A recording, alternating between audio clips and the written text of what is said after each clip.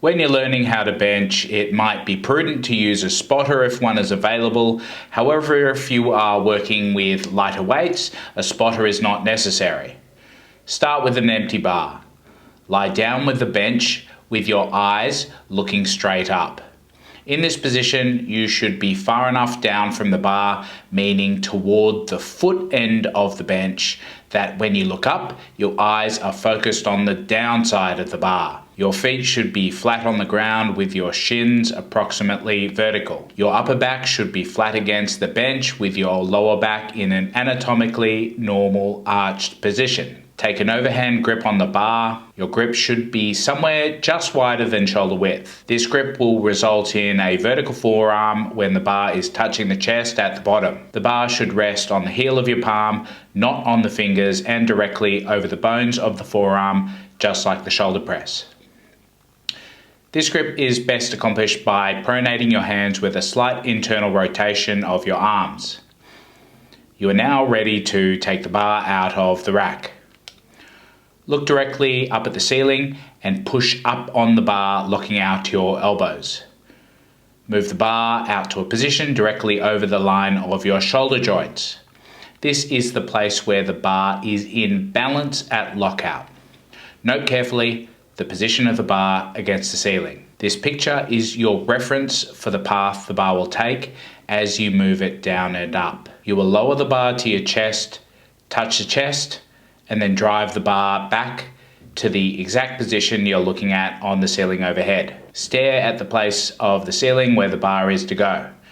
Do not watch the bar as it moves. With the bar locked out over the shoulders, have your spotter touch your chest a few centimeters below the bar's vertical position at about the middle of your sternum.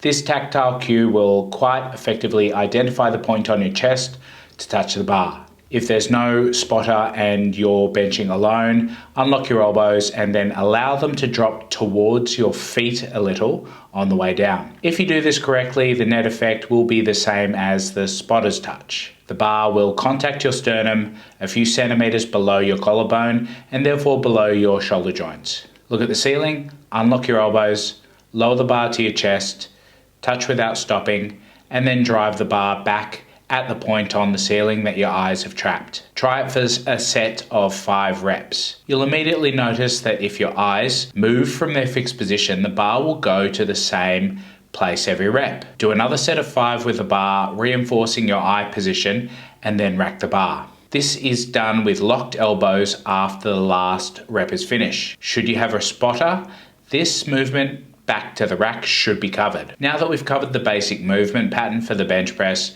we can maximize the efficiency of the lift by improving the position of the upper back, legs, and feet. The upper back needs to be planted firmly against the bench and used as a platform to drive against while the arms drive the bar up. When this is done correctly, the shoulder blades will be pinched together. Sit on the bench in the same position you assumed before lying down to take the bar. Imagine a hand touching you right between the shoulder blades and imagine pinching the hand between your shoulder blades. This pinching will cause you to raise your chest, further contributing to a good position. Now lie down, take the bar out, and assume this same position, making sure your shoulder blades are pinched together and your chest is up high. Your goal is to be able to do all your reps without losing this set position against the bench. Used correctly, the leg drive against the floor during the bench press, transferring force horizontally along the bench through the hips into the arch back to reinforce the arch and keep the chest in its high position. Remember that you cannot raise your butt up off the bench at any time during the bench press. Your foot position should be set so that your shins are nearly vertical. This position allows for the efficient use of your legs in reinforcing the arch, but it doesn't predispose you to bridge your butt up off the bench. The proper position for the feet is flat against the floor so that the heels can be used as the base of the leg drive.